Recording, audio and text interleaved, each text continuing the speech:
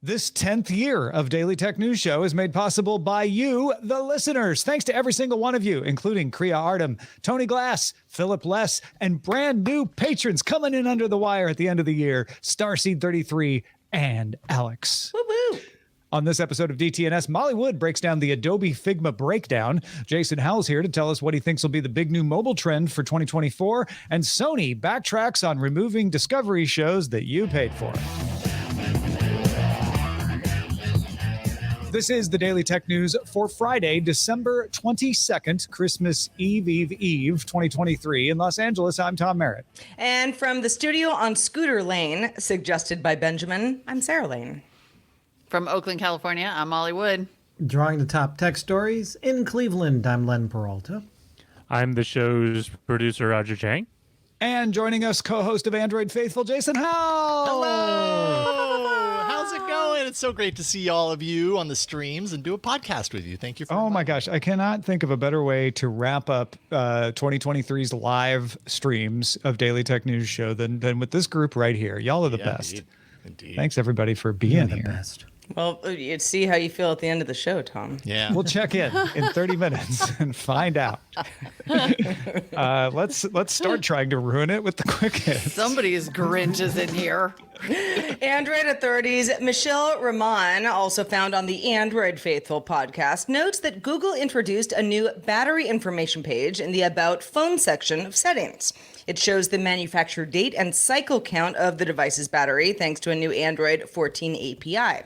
But Rahman notes that lots of other battery data is also available in that API, including state of health, which estimates the battery's full charge capacity. And a battery health page has shown up in Android 14 QPR2 Beta 2, but only if you know it's there, and only if you manually activate it. None of this confirms that Google will be adding a battery health indicator to Android, but also its signs are pointing to yes. China's National Press and Publication Administration wants to limit people spending money within video games. A new set of draft rules published Friday would make developers limit the amount of money players can spend in-game and display pop-ups to alert users when that spending is deemed irrational. Incentives such as daily sign-in rewards would also be banned, according to these new rules, as would large tips to game streamers. However, the administration also approved new games for publication, which has been a slow thing in China lately. Hyperloop One, the transportation startup that planned a type of high-speed rail through tubes in a vacuum, is reportedly selling off all of its assets, laying off its remaining workers, and preparing to shut down by the end of 2023. The company raised $450 million in venture capital since its founding back in 2014 and completed a test track in Nevada back in 2020. Although the technology behind the Hyperloop is feasible, the cost effectiveness of the project does not apparently prove feasible itself. Today, no full-scale functioning Hyperloops exist anywhere in the world, although several companies are still developing the technology, including the Boring Company. Last month, EU politicians said they had figured out a deal for a directive that would require employees of gig work platforms like Uber to be presumed employees. There were 5 indicators. If 2 of the 5 indicators were identified related to control and direction of work, you're an employee. However, EU laws need to pass the Parliament and the European Council, which is made up of representatives of each country. Now, usually they do these agreements to ensure that the law will have smooth sailing through those bodies, but this directive did not pass the Council. Spain blamed multiple countries. They said conservatives and liberals, everybody's to blame. The rumor is that France is leading the resistance to the legal presumption of employment. That's their big objection. If minor changes can't be made that satisfy the council, then the directive is going to have to go back to negotiations, and that means it might not be resolved before the next EU elections. Everybody wants to see what Chatbot is the best, and The Verge conducted tests of ChatGPT Plus and Gemini Pro to see how they compared to each other. Overall, each model was good at different things. Amelia David wrote, Bard is largely capable of going toe-to-toe with ChatGPT Plus, although it can't offer some features like image generation yet. David also found that Bard was a little slower and a little more likely to decline to answer questions due to restrictions meant to prevent controversial or inaccurate responses.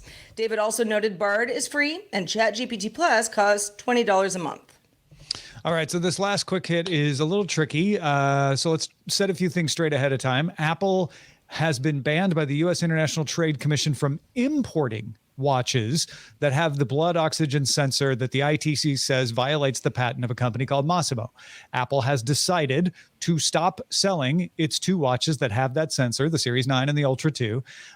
It can also not send more supplies to third parties because the watches are assembled overseas. So they can't import them and send them to third parties, but third parties can continue to sell whatever they have in stock. Okay, so knowing all that will help you understand the news today. Apple cannot replace your out of warranty watch if it has a blood oxygen sensor. So if you go in and say, hey, the screen broke, they used to just swap in a new watch. Now they can't do that because that would be distributing the watch in violation of the patent. The only thing it can fix in that case is a software issue. However, if your watch is under warranty, Apple can honor the warranty and still replace it. You also can't exchange a Series 9 or an Ultra 2 that you bought earlier this year for a different one. Apple is appealing the ITC ruling and also said it's working on a way around the patent. And we'll see if either of those things happen anytime soon. Well, it's good that Molly's here because we have a story about Sony. And you and I have a long history with stories about Sony, going back to the rootkit days. Sony announced that Discovery content it was going to have to remove from PlayStation users' purchased libraries by December 31st will not be removed after all, thanks to updated licensing arrangements. Now, granted, there aren't a lot of people that bought this stuff. Sony even ended its store a few years back, but hey, you paid for it. You probably want to keep it. This situation resulted from Sony not having the full rights to continue to offer shows despite selling them to you under the impression that they did. But I'm also going to put blame on Discovery here because Discovery holds the licenses. If they had pulled them, it would have been Discovery's decision to say, we're not going to come to a deal with Sony. Sony made a bad deal, don't get me wrong, but Sony also didn't try to compensate people for lost shows, or at least they didn't say they were going to. I think that was bad. But Discovery was the one pulling the content, not Sony. Thankfully, all of this is moot. The two sides have decided, for whatever reason, they're not talking, to agree on something that will let PlayStation users continue to access whatever of the around 1,200 Discovery titles that would have been affected. So in the end, nothing's getting pulled. I mean, win for the folks that had bought their content and said, "Hey, wait a second, we we bought this content. How in the heck could you pull it?" I'm a little surprised, to be honest, that the two companies made an about face on this, because I think a lot of times the consumer is just the one that gets the rug ripped out from under them and is just sort of mad, and that's the end of it. So yeah, I mean, I guess a win for anybody who, and a few of you did write in saying, I'm one of these people who had a lot of content that is at risk of being pulled from me. I mean, I think this sort of goes back to a conversation that we have all been having for a really long time, which is that if it's bits, you probably don't own it. I mean, you could, and that could be because of licensing. It could be because of a fight between so-and-so. It could be because of a dramatic. Wow, when you make my video big, I really realize I'm wearing this hat. I am wearing it. For those of you who can't see, it's an Oakland turkey trot hat from this year. Rock the turkey trot. It's hot. Or it could be because of a massive data loss, right? I mean, it's sort of like your cloud infrastructure could be destroyed and all of your digital bits. Like, it's just not a thing. You could sort of see why we moved to a rental model when it comes to this idea of digital goods, because if it can't hold it in your hand, it's like kind of like crypto, right? Not your key, not your crypto. Yeah. Not your cloud service, not your digital video. That's what they say. Not as catchy, but yeah. Yeah, not as catchy. I mean, it's this whole story really taps into this idea of permanence when it comes to media in general, not just video content, that you can access through your PlayStation, but like you were all saying, when we pay to own something that is purely digital, served in the cloud, wherever, someone else's servers, there are a million different reasons why that ownership could suddenly be revoked. And as a consumer, like, we've all lived through the days where we truly own things, where you bought a movie and you literally had the movie in your hand, and the only way you lost that is it was destroyed, or you sold it, or got rid of it, or something like that. This model, for all the convenience and beauty that it does offer, also has a serious downside, which is that nothing is permanent when we're talking ownership here. I think, Tom, you nailed it when you have referred to this as like extended rental. It's like long-term rental, and that's exactly what it is. And I don't like that, because I think the risk long term is that we lose touch with all of these things that are cultural touchstones, be it gaming, be it movie, TV, whatever. Like, we used to know exactly where those things were forever, and obviously that's not the case anymore. There's a lot of these kinds of stores that will let you download a version and keep it locally, and your risk is limited. But I still always look at it as, I'm paying this to have a long-term rental of it. I can do a 24-hour rental for this price. I can have a sort of open-ended rental for this price. And that's why I've always looked at this stuff. That said, there have not been very many instances where content has been removed from your library. We're always worried that it can happen. It absolutely can happen. They have the rights to make it happen. But this is a case, and I think this will be forgotten because everybody will remember being mad about what was going to happen and not what happened, where public pressure definitely caused companies to come to an agreement that they weren't going to come to otherwise. And it bears out my premise that over the long term, and sometimes it's a little too long, consumers always win. I can think of one example in Europe where content was actually removed. And in that case, I think there was a refund. I know recently Google took down all of its magazines from a magazine store that hasn't been around for years, but they let people download them and gave them refunds for any of the versions that, when downloaded, wouldn't be fully functional because they wouldn't have the interactive elements anymore. So I'm not saying don't get mad about this stuff. I'm saying getting mad about it apparently works, because we don't have a lot of actual horror stories, just a lot of people getting upset. Mm-hmm. Yeah, agreed. I can actually think of times where there was an announcement about photo services was the big one and has always been the big fear.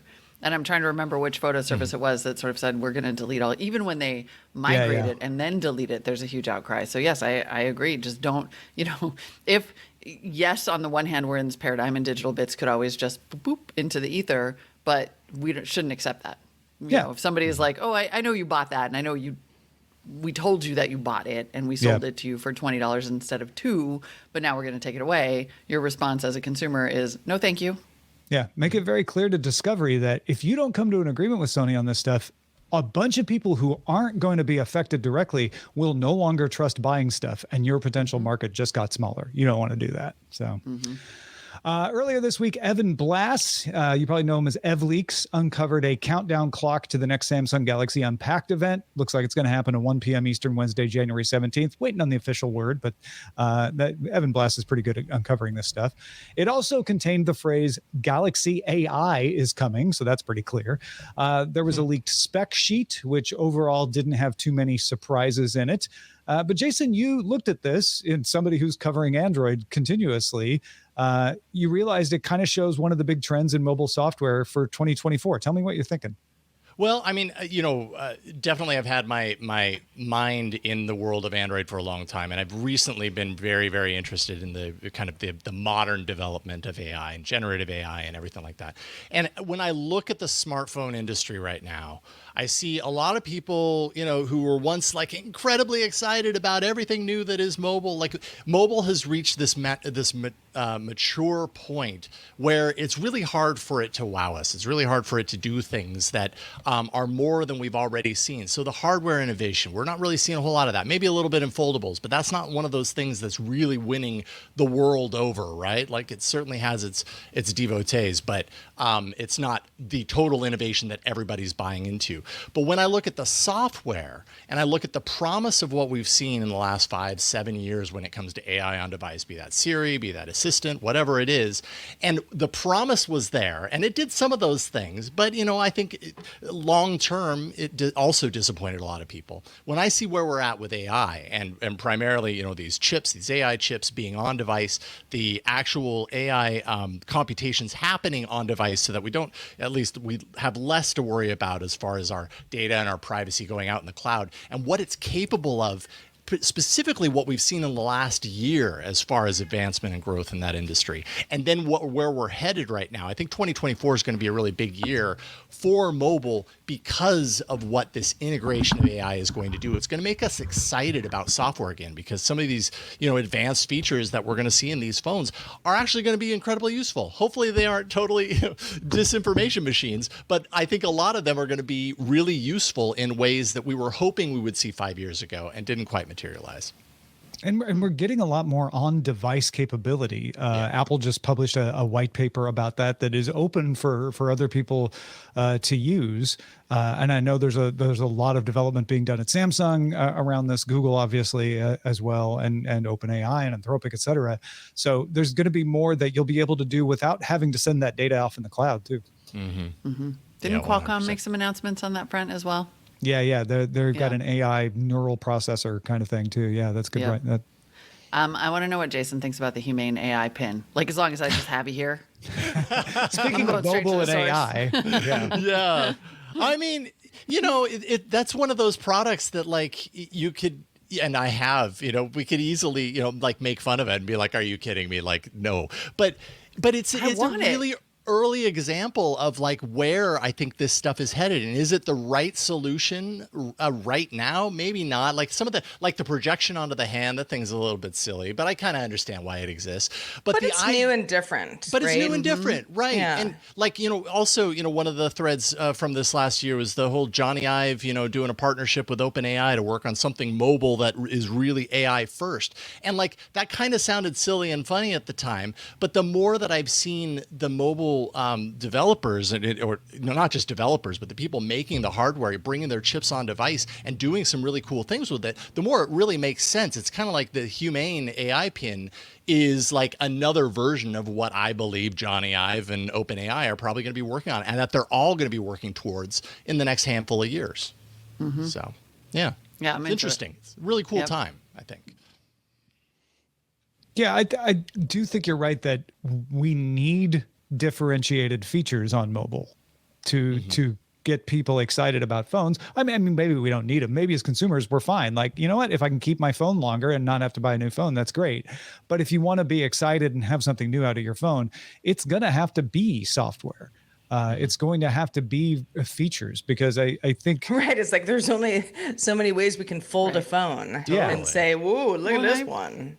When's the last time you got excited about a laptop form factor, right? It's even with good for what it's I feel but we just sort of stopped caring because one works well. Right. And it works for as long as it works, and that's fine. And I want phones to be in that category because I want to actually be able to release myself from that screen. I like the idea of the humane AI, the on lapel processing, or frankly, an earbud, bring on the bionics. I am in favor of being able to sort of offload some of these processes from the Black Mirror and onto something that is more like a wearable or is just more integrated. We've been talking about ambient computing, which has not emerged yet forever. And so I'm excited about a universe in which that gets better and we de-emphasize the laptop. The phones start to become more like a laptop. It's just it's a utility. It's an appliance in the house, but it's not the be-all, end-all of where the hell is it, and I need to be touching it right now. There's the road that humane AI is going down. There's the road that virtual reality, mixed reality, augmented reality is going down. And if those two roads cross, you get what you want, which is ambient computing that is in your head, in your eyes, and easy to access. Just hopefully without a big headset, big clunky headset, right? Something that's a little. I don't know if it has to be implantable, but something that's a little easier. I want my implant. I'm ready. You've been ready for years. Really? Yeah. Cyborg me. Let's go. All right, folks. We have lots of other stuff coming. We'll talk about our holiday shows coming, and the Daily Tech News Show YouTube channel is popping off these days. We've got Android Faithful on there. We've got the top 5, and top 5 is going throughout the holidays as well. Today is the top 5 tech news stories from 2023. If you want me to count down what I thought were the big stories from Silicon Valley Bank to OpenAI, well, there's 2 of them. Find out what I think about them and find out what the other 3 are. Go check it out at youtube.com/Daily Tech News Show.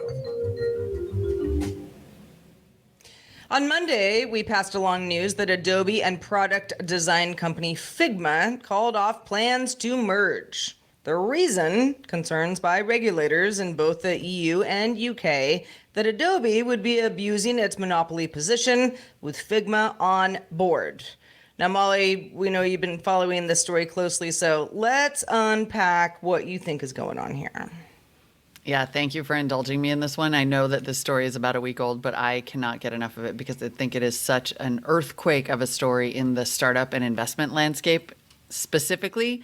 And it says a lot about what we're going to be able to expect in terms of companies and startups being able to exit and get acquired in the future. You know, it's a big sign that the regulatory landscape has changed, but it's also, you know, when this, and frankly, it's a tech press story. Like when this story broke that Adobe was intending to acquire Figma, I mean, I can't tell you how many people I talked to this week who said, oh, I thought that was a done deal, which I think we can all agree is a failure of the tech press writ large, because anytime that there's a merger of that size, a $20 billion acquisition, in the landscape that we're in particular, there was always going to be a bunch of regulatory scrutiny.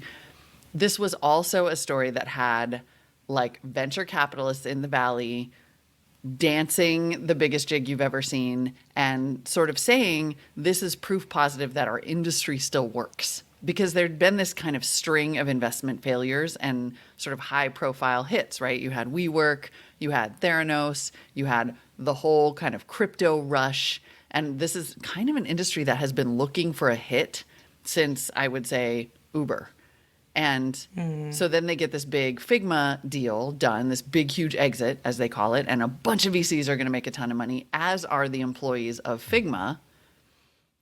And the deal falling apart means that now some VCs are still going to get a lot of money because there's this $1 billion breakup fee, but the employees are not. And so it really changes the calculus, I think, for people who are going to go work for startups.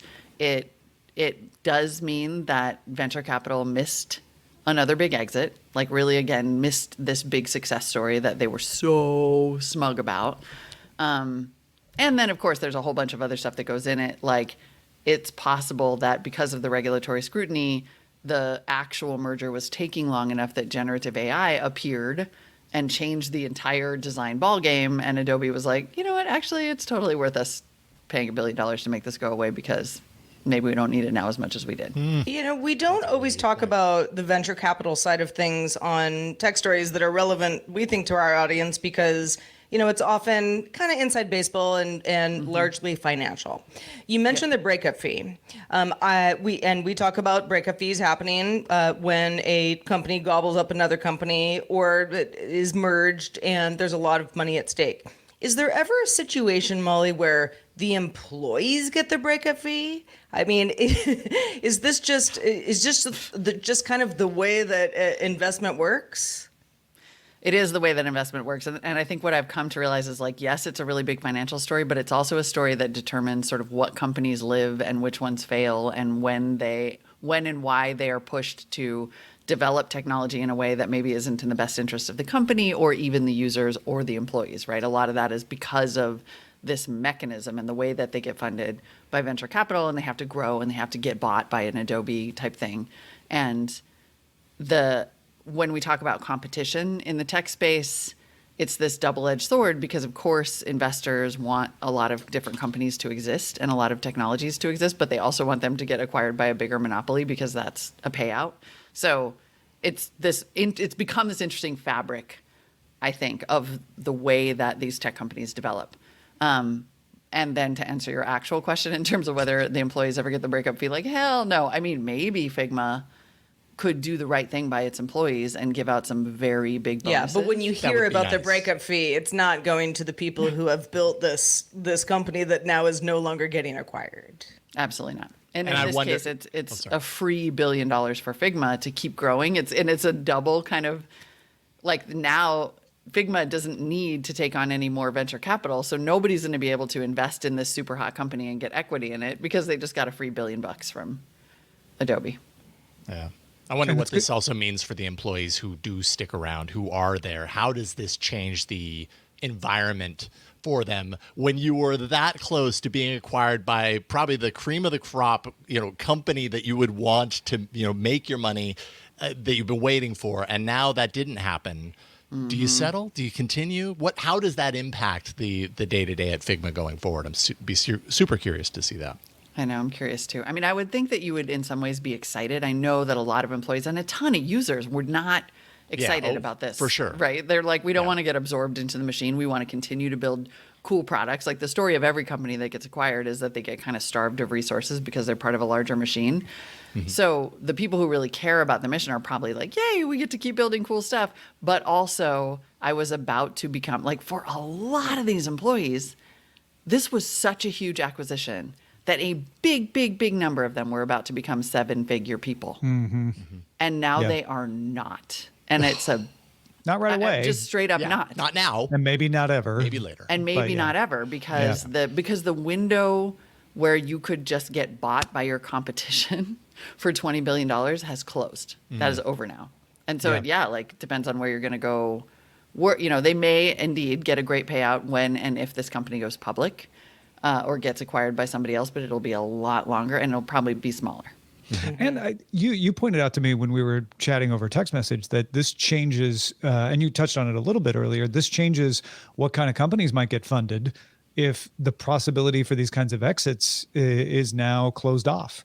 And there's venture capital. Yes, it's tempting to go like, "Whoa, boo hoo, poor venture capitalists didn't get their payday," but it also means they'll be more conservative in what kinds of companies they invest in, which could be good or bad. I'm not saying it's one or the other, but it's certainly going to change it. Yeah, maybe we don't get, another kind of patently stupid crypto bubble.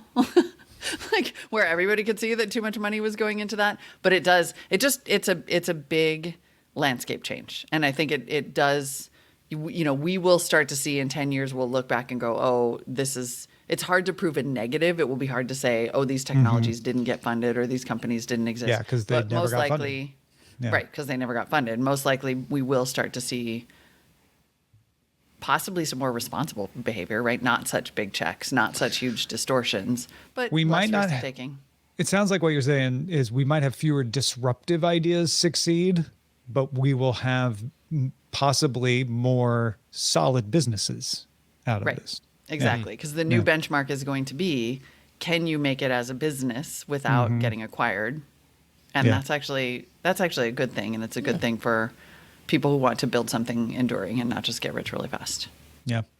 Well, I think the best way to get rich really fast is to be Len Peralta and make amazing art that everyone looks at and goes That is- immediately, oh my gosh, Yeah. that art is too good. I have to commission Len right away. Right, Len? Absolutely true. As you can see behind Jason right there too, he's got my art right behind him as well. And it's interesting, if you don't mind me taking 2 seconds, because this is this is a Happy Holidays art from TNT, Yeah, probably like right. 10, Wow, 12 wow. years ago. I don't know when. Yeah, But it was a yeah, while ago. totally. Len, I love your art.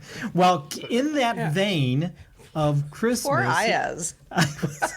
yeah, that's very sad for Ayaz in that image. Yeah. I'm not saying that Santa Claus had anything to do with some of the announcements today. He probably didn't have anything to do with the Adobe-Figma deal. But this is, I got to say, this is quite a Christmas present. You've got the Discovery thing on Sony. You've got the Galaxy AI coming January 17th, and of course the Figma deal, which it looks like in this picture that Santa is sort of poofing it away with his finger. So Mythbusters, just kidding. exactly. This is the traditional holiday image for this year. Happy holidays to everybody. This is available right now on my Patreon. Patreon.com/Len. If you're a DTNS lover level, you get this immediately. Back me at the $5 level. Or you can just go the old-fashioned route. Go to my online store, order something from me, maybe a last-minute Christmas gift. I can't guarantee it'll be there before Christmas, but you can still commission me. And happy holidays, Merry Christmas to everybody. Guaranteed by Epiphany.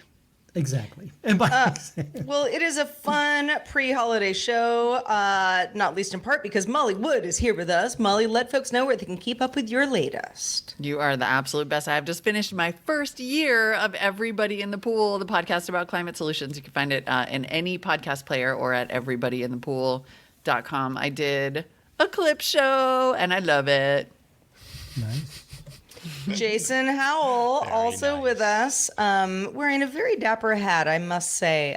Jason, you are now part of Android Faithful. We're so happy to have you, Yeah, back in the fam. Let folks Yeah. know where else they can keep up with your latest. I'm so happy to be back in the fam and to be doing Android Faithful. So I have a newsletter. It is free, freejasonnewsletter.com. The reason I set this up is because I'm figuring out what my business is now that I'm an independent podcaster.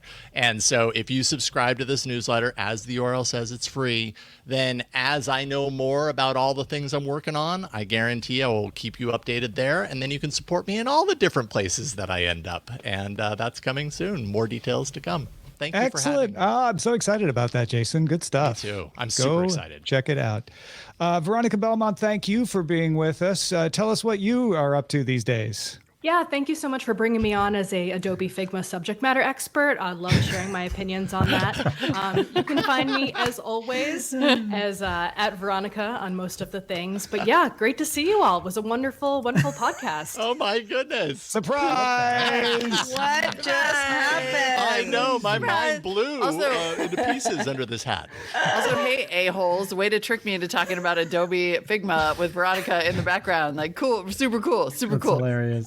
Veronica, how bad did I allowed screw that to up? talk about it, Veronica? I would think not. I have no official opinion. Yeah, I haven't Yeah, worked yeah, there for a okay. year and a half. I just know. I was pretty actually bummed, honestly. Like, I know I'm coming a little bit late into the game, but people at Adobe internally were very excited about the deal. So I know it was a bit of a heartbreak for a lot of them. A lot of people worked really hard on it.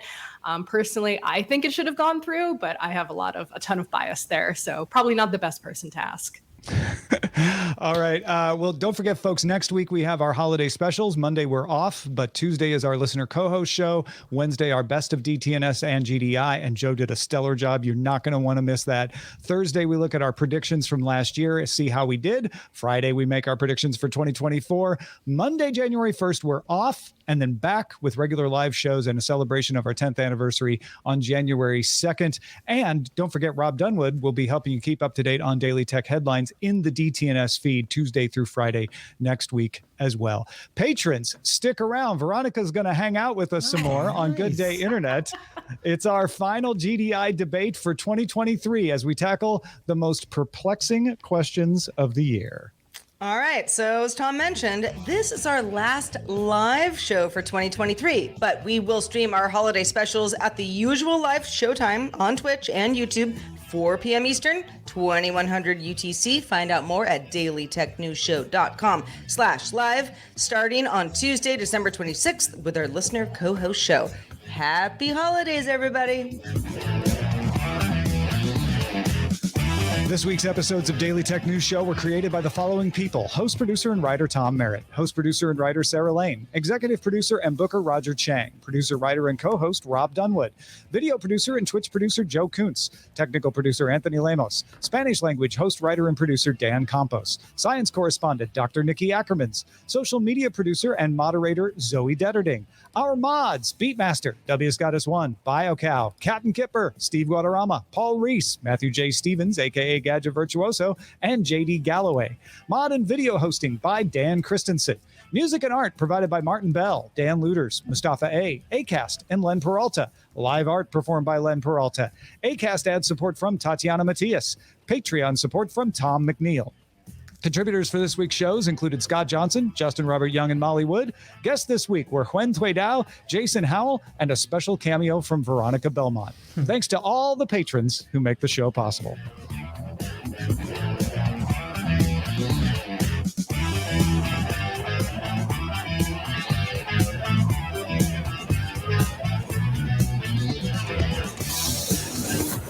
This show is part of the Frog Pants Network. Get more at frogpants.com. Diamond Club hopes you have enjoyed this program.